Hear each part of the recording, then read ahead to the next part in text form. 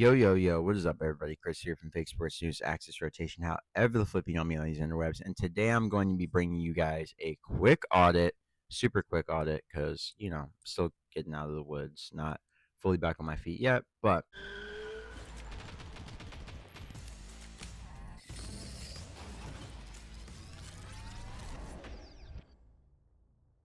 just want to give you guys a quick update on champs before I do my EWC video. Yeah, so as you guys can see, as Formal so eloquently said, 7? No, brother, I did a little bit better. I got 8. So yeah, I'm gonna keep this one short and sweet. As you guys know, like I said in the last video, I had a health flare up, so I wasn't really watching champs too intently. But there wasn't really a lot of fun going on at the event, if we're being honest. There were a couple interesting moments, but for the most part, it was one of those champs. It was giving 2018 for sure. So looking at it, we of course kicked things off in a matchup you guys know I was expecting the Vamos to persevere. Miami Heretics took down the Vancouver Surge with a 3-1 scoreline. Let's look at it briefly. Not going to get super in-depth with all of these. Some of them, I'll do it on a need-to-know basis. But this one, pretty much a Miami stomping outside the map 1, where 04 went absolute donk mode, looking like prime apathy. 36 and 18, he was slaying out. Everybody on the Miami side went red. And then map 2, they got their get back on dealership, their bread and butter. Obviously, this is where Super really made a name for himself early on in stage 3. They ran it back on Vault. Another dominant performance from the Miami boys. They just skill diffed them here. And then in the Hossie Hardpoint, another one of their bread and butters. They absolutely waxed them. Metals went takeover mode 30 and 20 to send the Vancouver Surge down to the losers bracket, where they had to get it back in red, as they say. So, looking at our next matchup, we had our first major upset of 2 in that day. We had the LA Thieves, our #1 seed on the season, 540 CDL points to their name, getting taken down by House Breach of Boston. I mean, wow. It was a 3-2 in favor of the Boston Breach. Honestly, if you guys want to know my thoughts on this and the whole of champs, why it was such a farce, I will be uploading a topic video after this one, before the EWC video, going over everything that happened and why I think it was such a mess. So, looking at the series, Envoy and Hydra, they did their very, very best, but Scrap and Ghosty, they gave up the rest. You know what I'm saying? And then looking at the Boston Breach, Purge had a 1.1. He took him out, put him on the table, and said, "Admire, gentlemen." And then Awakening was right there with him. Big Wake had a Giga Wake series, and he had a 1.05. He was going absolutely nuts. And let's look at how it went down, right? So, Breach and 5, right? Envoy and Hydra, 38 bombs from the SMG duo on the Thieves. That's how they get it done on Vault Map 1, 251.99. On the other side, Wake dropped 33, but it was not enough. Map 2, I guess you could say Snoopy woke up. He had an awakening. And Hydra, he, Secret Agent Man. Yeah, he entered the agency with that 007 performance. Yeah. Looking at the map 3 Vault Control, this one, of course, went the way of the Boston Brioche, and Douglas Sensor Martin definitely did not fall to his knees in a Walmart behind this one. Purge went absolutely bonkers. He dropped 41 and 22, and he willed his boys to a massive dub over our #1 seed on the season. Now, if you guys do remember, at Major 2, the Boston Breach were famously an 8 seed, and they played up. They took down the LA Thieves. So this was a matchup thing. Honestly, this wasn't really part of the champs cheese, because these two teams, they matched up very well earlier in the season on LAN. If you guys remember, Boston, they famously only beat LA Thieves that major, and then they got 3-0 bopped, I believe, in their next series against a much lesser team. So looking at the map for Rewind HP, this is, of course, a map that Thieves are very dominant on. And yeah, they dominated, as you expect. Ghosty 30 and 17. Big rebound from him. Scrap 28 and 23. The ARs got hot. And then the SMGs just did their thing. Hydra 1.23 and Envoy with the even 1 KD. Then on the Breach side, everybody went red. But they went green going into game 5. I mean, they hit that green light and they passed go, collected that 200 beans.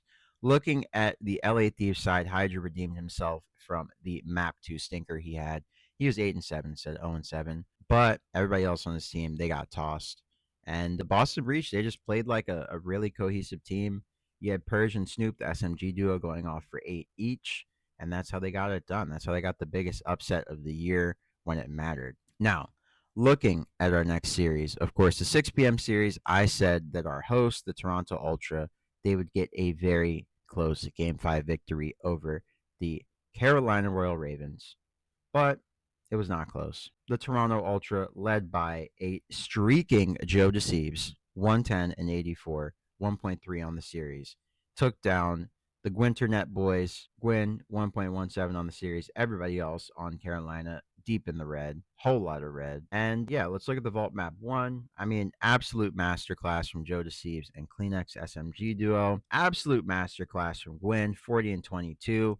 And an absolute masterclass from his teammates. I mean, damn. Tej 13 and 34 is crazy. Rex 19 and 31 is insane work. All right, I'm not about to drag them too long. Carolina, they had a myriad of team issues all year long.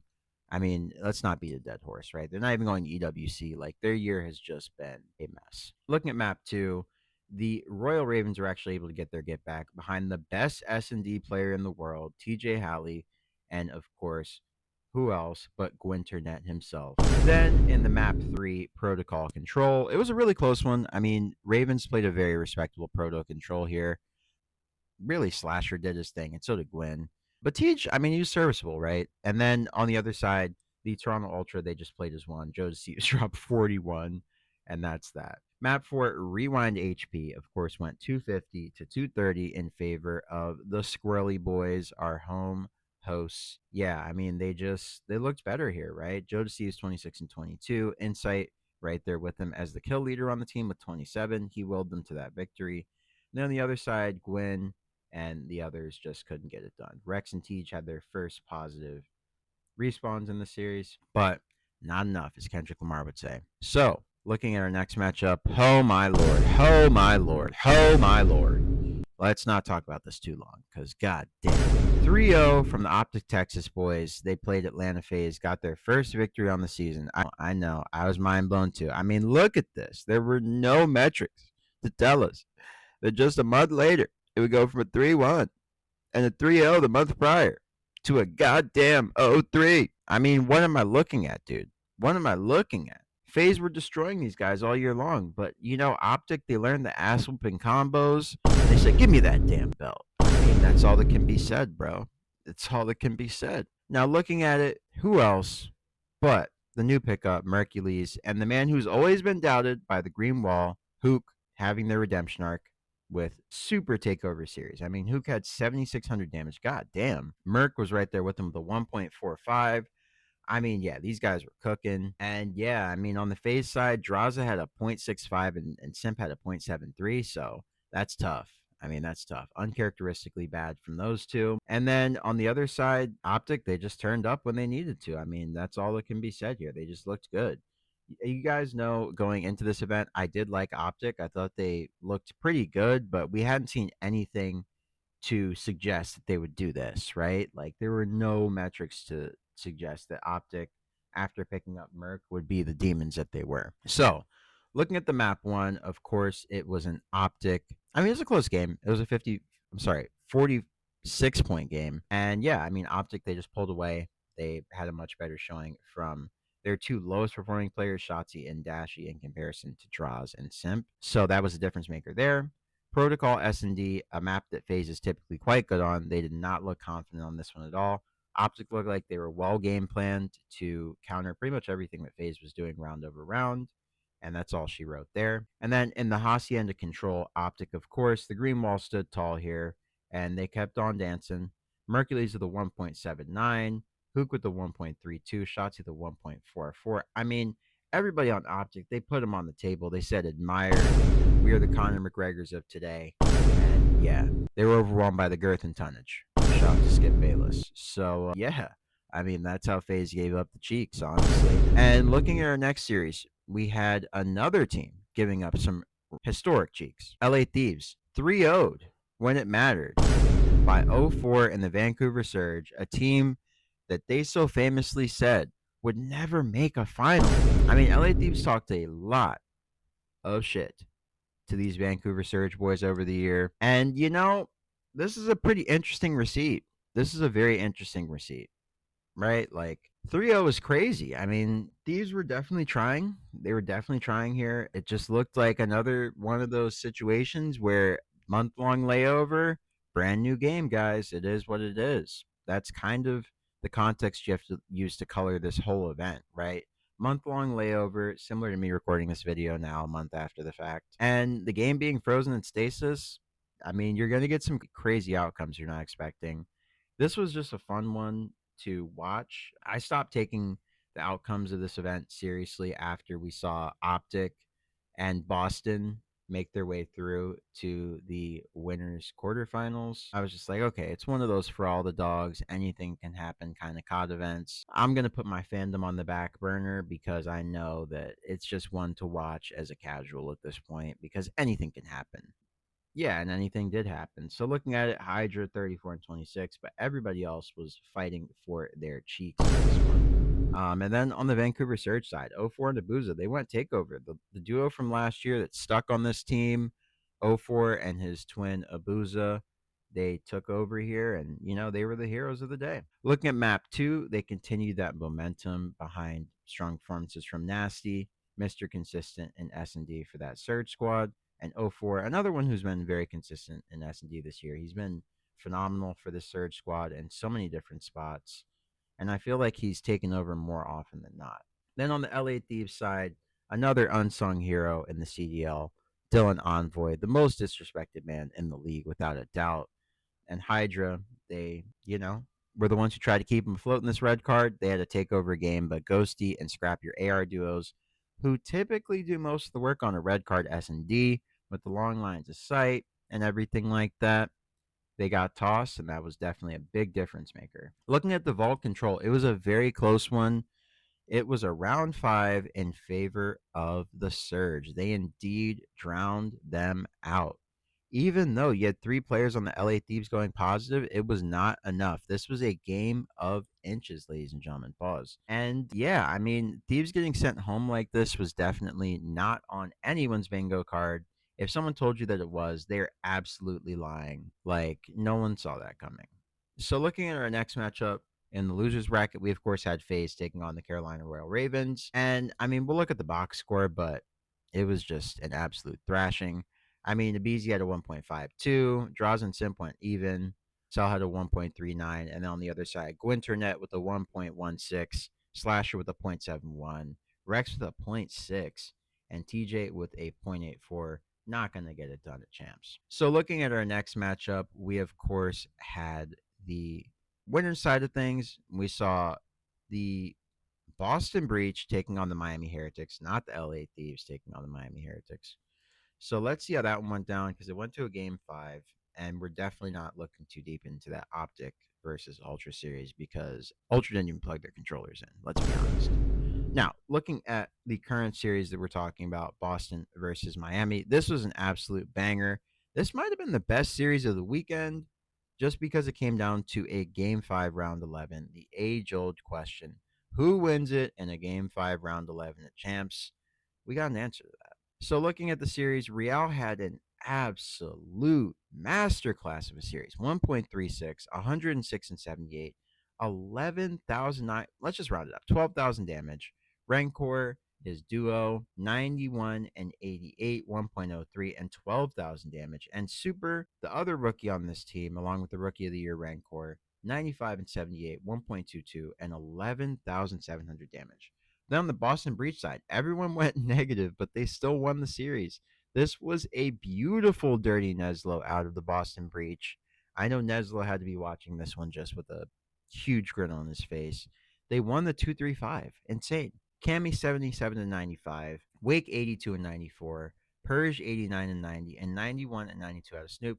For me, as a data guy, this is one of those series that I loved because it was one that showed you KD does not matter. It really doesn't matter. Everyone on Boston went negative, and they still won the damn series. So all the KD people that thoroughly pissed me off all the time. Eat it. Eat it. Eat that one. Seriously. Looking at the map one, speaking of people that had to eat one, the Miami Heretics started off with a really nice Vamos here. 38 and 24 out of Real. Jesus Christ. I remember this one. He was just taking over anywhere and everywhere. Real was just getting 2 and 3 kills. 4,000 damage on Hasi is insane.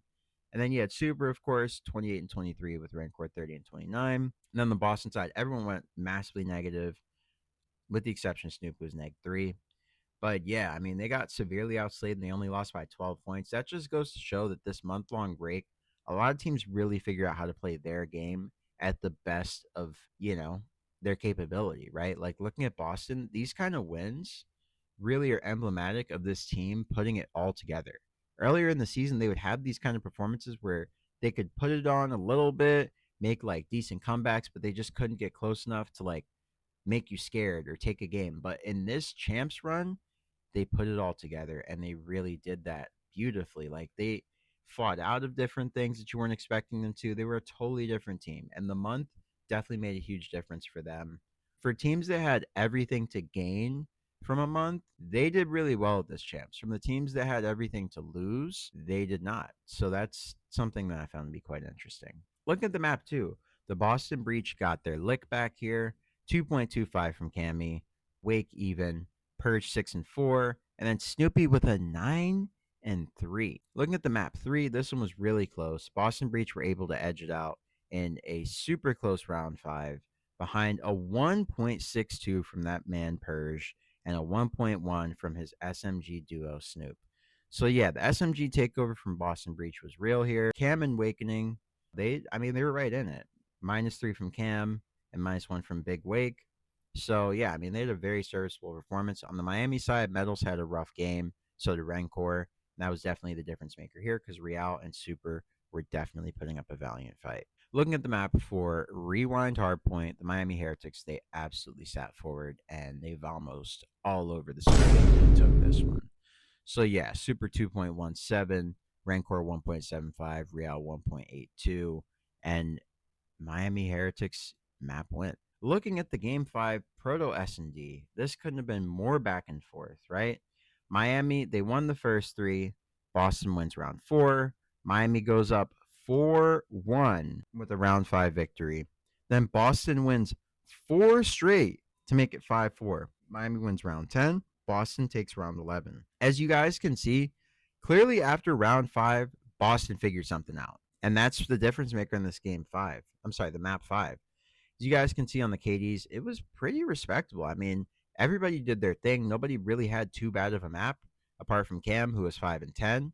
But on the Miami Heretics side, 9 and 10 from Metal, 6 and 8 from Real, 8 and 6 from Rancor, and 9 and 7 from Super. Everyone in Miami had a really decent game. If you just looked at the scoreboard, you'd think they won, right? In comparison to Breach. But Breach, their objective efficiency was probably the best we've seen on this year at this event, right? Like they're getting massively outslayed in some metric in pretty much all of these maps, but they somehow found a way to win. Similar story in the LA Thieves series, right? So yeah, Breach definitely was the most fun team to watch at this champs, I would say. So that's Miami versus Boston series. That was really the most fun that we had all weekend. Optic versus Ultra. Let's look at this one. This was an absolute barn burner. I mean, disrespectful DoorDash. He had a 1.7 from Dashy, 1.79, excuse me, 1.2 from Hook, 1.42 from Merc, and a 1.43 from Shotzi, 0.64 from Beans, 0.85 from Kleenex, 0.55 from Insight, and a 0.76 from Joe Deceives. I mean, these brothers got DoorDash at home in record time. Gotta be painful, you know? Looking at the map 1, Skyline, or should we say Beltline, shout out to anyone from Atlanta, 2.25 from Dashy. I mean, Jesus Christ. 1.33 from Hook, 1.47 from Merc, and 1.32 from Shotzi. The Warlord and the boys were getting active with that belt. They learned all the ass whooping combos that Faze taught them to beat them in the series prior, and they took them straight to this Ultra series, and they said, 10 lashes, 15 lashes, 20 lashes, we got more.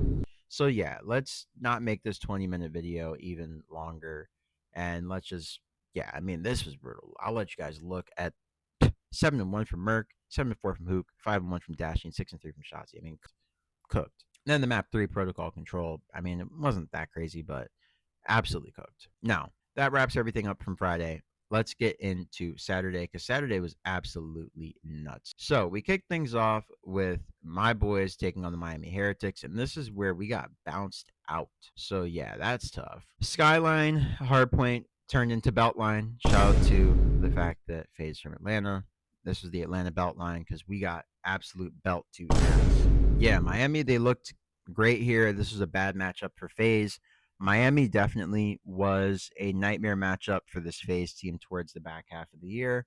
So pretty unsurprising to see them take this one, but it was surprising the fashion that it went down in. Was not expecting a 3-0. But I think honestly, with that long month layover, Faze and Thieves were thoroughly figured out by everybody who had just been taking lashings from them all year long. Like I've said all year long, competition has been very close, been kind of on a razor's edge at multiple points. And this champs really kind of proved that like with a month, that razor's edge becomes not a razor's edge. It becomes like wide open, right? Like everything just got cracked wide open. So looking at the map one, of course, we had a really, really great performance from Metals and Super, 1.2 from Super, and a 1.03 from Metals. And then on the Faze side, Cell and Draza were the only ones to go positive, but it wasn't even close to being enough. 17-point loss. And they threw away the Skyline. Faze definitely had this one in the bag, and they just choked it. Looking at the map two, Protocol S&D, Miami, they just dominated here all the way through. Yeah, Simp 1-7, and then on the other side, Super 7-5, Rancor 8-4, Real 8-4, and then that's all she wrote. I mean, Celium was 8-6, but definitely not enough. Then in the map 3 protocol control, of course, Metals 19-17, Real 17-14, Rancor 26-12, and Super 17-9. And everybody on Faze went negative, so that's how the tournament ended for them. Just an off weekend, I guess, or maybe the month-long layover just changed things. I mean, I don't know, man. It's hard to call because this game has just been in such a rough state. It's hard to know what's the game, what's teams actually getting better, and what's just the format being what it is at this point, right? So, looking at our next matchup, I actually had this one right in the bracket, but I thought Ultra would show up a little bit different at this event, and they did show up a little bit different, but not in a good way. So, looking at it, we of course had the Vancouver Surge getting their get back. Did they run back the same maps from Thursday? Is that what happened? Oh, no, they didn't play. That was Surge and Miami. What did they play Miami on? Vault, Dealer, Vault, Hasi. Vault, Proto, Vault. So 3 of the same maps and Hasi. Okay, so yeah, I mean, Dealership was in there too. Protocol, S&D. Yeah, so all the same maps from the Miami series, except you swap 2 and 5. Vault control stays the same. You get Vault HP again, and Hasi Hardpoint for map 4. Interesting. Okay, well, they pretty much ran it back. And yeah, obviously it turned out very differently for Surge here. They got a 250 to 235 victory on the vault. Let's look at the actual overview stats though. First, Nasty 1.15, Neptune, holy mother of Neptune, 1.42, and then Beans being the only green on the Ultra squad. Definitely interesting, right? You expect Joe to be the green light there, but yeah, Beans had a 1.09, so not really that crazy. Looking at the map one, Vault HP. This, of course, went down to the wire. This is one of the better HPs on the season. Joe Steve's 33 and 26. And then Beans right there with them with the 1.07. And then on the Vancouver Surge side, this was just objective efficiency to the max, right? I mean, they won the map with a guy going neg 5, another guy going neg 6, and another guy going neg 5. Neptune went absolute takeover donk mode, whatever you want to call it. 39-29 is crazy. I mean, he was channeling Champ's apathy to the nth degree, right? Looking at map 2, Protocol S&D, of course, Kleenex went 12-7, Beans was 10-8, but when you have Joe Deceives going 2-8 and Insight going 3-9, not much else you can do. On the other side for the Vancouver Surge, you had Nasty going 14-5. You guys know I said a minute ago that Nasty was like Mr. Consistent S&D, but this is different from Mr. Consistent. This is Mr. Belt. Holy. And then Neptune 9-7, you got to respect that. 9 in an S&D is very typical. Then the map 3, Vault Control. This, of course, went the way of the Surge. Obviously, they got a 3-0 in the series. 2018 from 04, Abuza 16-15, Nasty 19-16, and Nep 27-17 for the dub. So Vancouver, as you guys could see, they were clearly starting to emerge as a very serious team at this point. And yeah, they looked good. Honestly, Vancouver probably had the best season of all CDL teams, right? Even though they didn't win a final, they made three and they were top team all year long. So in terms of consistency, they were the only team that really broke through at every event to the top four. So looking at it, of course, we had our 6 o'clock match, which was the winners final between Boston Breach and Optic Texas. This was a DoorDash, pretty much to the surprise of no one on earth except for the Boston Breach, their girlfriends and, parents and stuff. But yeah, looking at it, it was not pretty. Optic, they took that belt and they took it straight to the Boston Breach ass cheeks. The B in Breach did not stand for Breach this day. It stood for Beatdown. So yeah, looking at it, Dashy 1.79 to match his AR duo and Merc, who also had a 1.79. But the difference is Merc had 16 more kills. So yeah, I mean, Hook 1.09, Shotzi 1.35. They were absolutely cooking them. Objective efficiency was nowhere to be found here for the Breach. There just weren't enough kills on the map on their end. Looking at the map one, Dashy 20-10. He had his feet up. Merc was 29-16. He was absolutely frying. And then you had Shotzi with a 2.55 going 28-11. He absolutely cooked. Map two, Protocol S&D went the way of Optic Texas with a decisive 6-1 behind a 9-2 from Mercules. Jesus Christ, he was untradeable here. And Dashy with an 8-3. Then you had Shotzi with a 7-4 to boot. But everybody on the Boston Breach was massively negative. Looking at the Hossie control, that being our map 3 here, we had Dashy going 33-21 for the dub. Then you have Mercules going 39-25. Holy! Then everybody on Boston went super red, looking like the Red Hulk out here. And yeah, that's all she wrote. Now, let's look to our next matchup, which was the Miami Heretics taking on the Vancouver Surge in the lower bracket. This was a banger. Went to game 5. I had Ultra getting the 3-2 over Miami. I thought the home event cheese would make a difference like it did last year. Cue the drums. But yeah, looking at it, the Vancouver Surge, they're just a clutch team. Miami Heretics, they did lose 2 round 11s. That's tough. They lost a round 11 to Breach. They could have played Optic very differently than anyone else would have. And then they lost a round 11 to Surge, the other team that made the grand finals. Interesting. Obviously, Breach didn't make grand finals, but, Optic did. So, interesting. Looking at it, Vault HP was, well, let's look at the series overview first. Rancor with a 1.48. Wow. Super with a 1.02. Now on the Vancouver Surge side, everybody was in the red. This is just an objective efficiency series of all objective efficiency series. They won the hard point, they won the control, and they won the S&D. So, wow. So looking at the map 1, Vault HP, we of course had the Vancouver Surge getting off to a very hot start despite the 43-23 out of Rancor. I mean, they took it in the closing moments. This was one of the better hard points on the year for sure. The Faze versus Miami hardpoint is definitely the number one hardpoint that we've seen all year long. But this is probably a close second. This one was insane. You didn't know what was going to happen. And this was honestly like the epitome of what makes champs so fun to watch every year. So looking at on the Vancouver Surge side, you had Nasty and 04 being the lone men on the team to have positive KDs.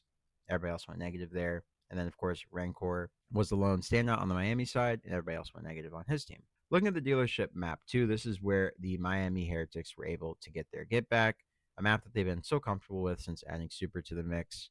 Dealership S&D went their way to the surprise of really no one. Real 12-3, Super 6-4, and Rancor 7-3. They had their feet up. Then on the other side, Nasty tried his very best with a 6-6 KD. He was the only person to go green on the Surge side, but everybody else just had a rough go of it. Looking at the protocol map 3, this is where Surge really took some sort of momentum back in the series, right? 1.32 from 04 and a 1.15 from his SMG duo Neptune. That's how they got it done here. And they got it done pretty decisively, right? I mean, they won rounds 1, 3, and 4. So yeah, that's how they got it done in the map 3. Then we move on to map 4 on Hacienda Hardpoint, where the Miami Heretics were able to get it done 250 to 193 behind a strong performance from who else but the Rookie of the Year, Mr. David Rancor himself. And then his duo Real dropped a 1.2 and that's how they got it done, 250 to 193. Abuza on the Surge side, he had the best performance KD wise, but wasn't enough to get it done. And then in the game 5 red card S&D, it went all the way down to a round 11. And this was this is to secure top 4. So this is a very consequential round 11. Whoever lost this was 4th. Whoever won this would, secure top 3. Whoever won this would definitely get to the elimination final. So looking at this, of course, as you guys can see, Abuza and Neptune, they took over here. They said, hey, we got this. Usually Nasty and 04 are the S&D kings of this team. But, the unsung heroes who have always been there providing massive support, Abuza and Neptune, they took over this time and they willed their boys to a top 3 berth at this champs as well. Yeah, so another top 3 for the Surge on the season, another feather in their cap.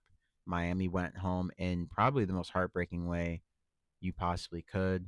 But they had a great year, so nothing really to be disappointed about if you are a Miami Heretics supporter. Looking at our losers finals, we of course had the Boston Breach versus the Vancouver Surge. This is the losers final that no one on earth could have predicted going into this champs.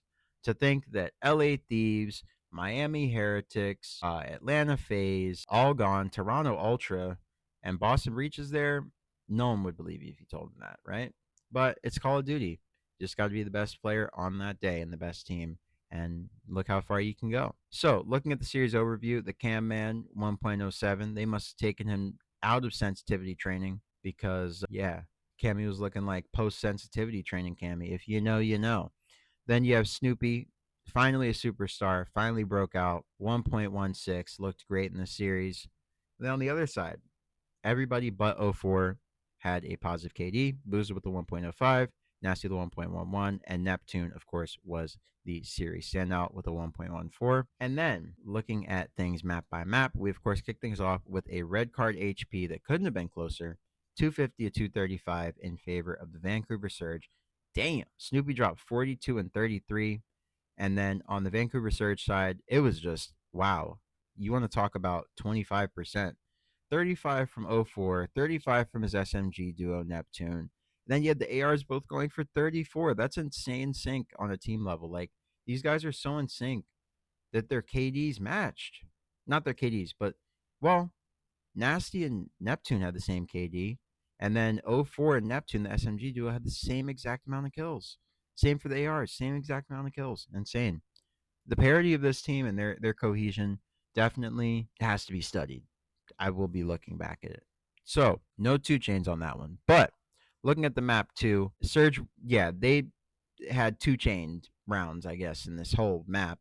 So, that's where the 2 chains puns stop.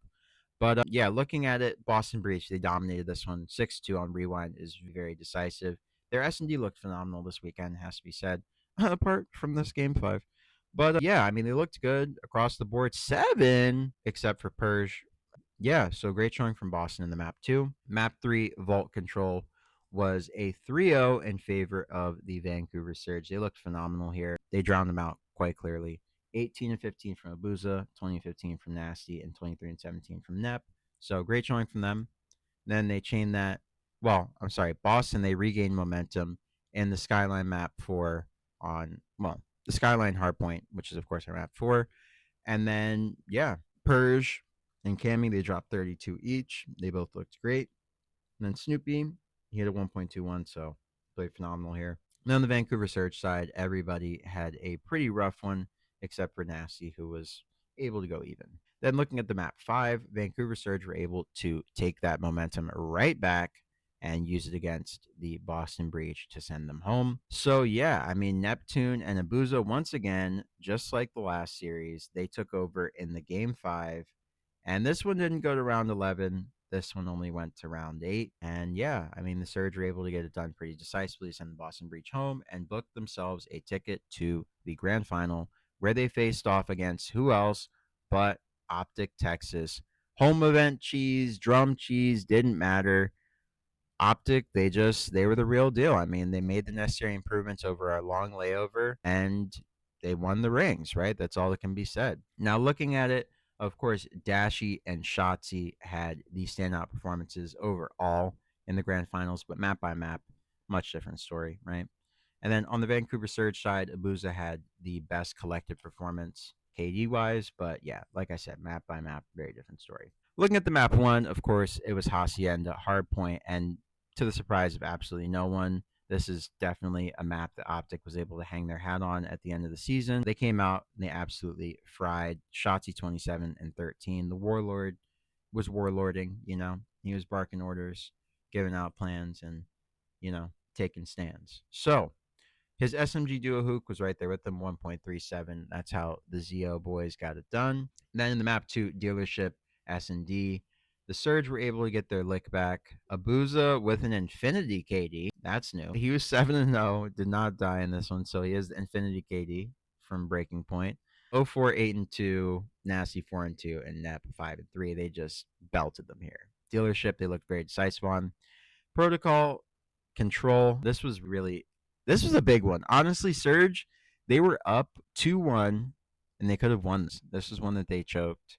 They easily could have won this and gone up 2-1 in the series, which would have been very big for momentum's sake.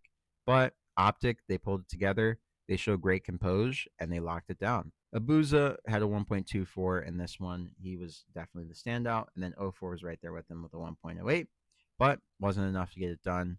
Optic Texas, they turned up when it mattered. Shotzi and Mercules, that new duo, they went nuts. Merc obviously had a 1.23, Shotzi to 1.17. So great showing from them. And then they chained that momentum into a vault map 4 where the Vancouver Surge made another boneheaded mistake.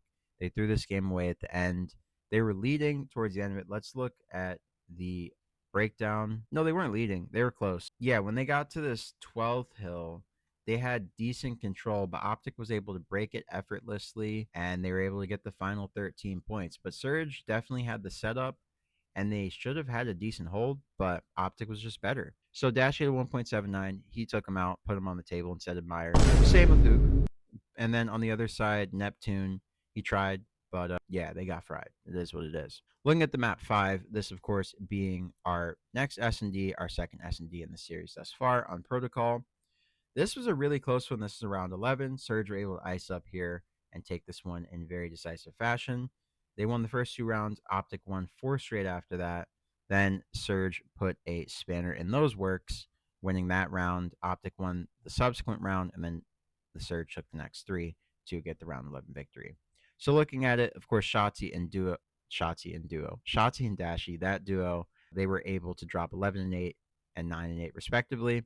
And then on the Surge side, everybody went pause. So you had 04 with the even KD, Abuza 8-6, Nasty with the even KD, and then Neptune 8-7.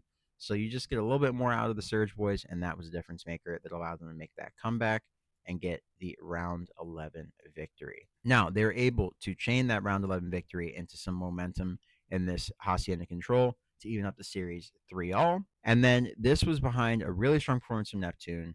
He dropped a 1.3. He said, hey, I'm willing us to this win. I don't care how. I don't care when it's happening. And then on the other side, Shotzi with a 1.19, Hook with the even KD, and Dashi with the 1.07. Then, of course, Abuza, 1.17 as well. So, yeah, great showing from the Surge boys in this one. Then Optic, they took the Hasi S&D in decisive fashion. They did not look back here. This is a S&D that they weren't really always super good on consistently. So, seeing them take this in such decisive fashion, I know it definitely had an impact on the Surge boys because no one was expecting Optic to win this map because Surge was so heavily favored, and definitely not in such decisive fashion. So this was a big momentum swing, and this was the difference maker in the grand finals to me. Surge had 2 major chokes in the Vault and the Protocol. Otherwise, this one would have been done. If they had won one of those 2, then they would have secured a map 9. If they had won both of them, which was possible, if they won the Control, Optic probably would have clutched up in the Vault, though. So probably would have been even if you think about the fact that if a team loses, the pressure's on, especially in the grand finals of champs. And Optic is definitely not a team that breaks under pressure, as we've seen. So looking at the map 8 on Rewind HP, where Optic closed it out, Mercules had a 1.03, Shotzi to 1.29, And then on the Vancouver Surge side, Abuza had a 1.15 and Nasty had a 1.11. So they did their very best, but that's how Optic hoisted the trophy. That's how they went back to back. They did not have to have a home event for them to go back to back. They just persevered. They made the necessary changes as a team, and that's how they became our current and defending CDL world champs at the end of it all. So, yeah, guys, that's how it all got done. If you want to know what I'm thinking about the state of our great esport after champs, my thoughts on what champs looked like, whether or not I was super crazy about how things turned out, I have another video going up about that, so be sure to stay tuned for that.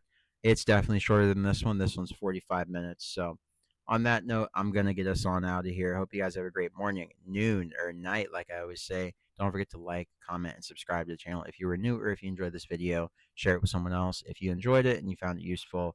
And yeah, hope you guys enjoyed. Hope you have a great morning, noon, or night, like I said before. And once again, this is Chris from Fake Sports News or Axe Rotation. I'm signing off. Peace.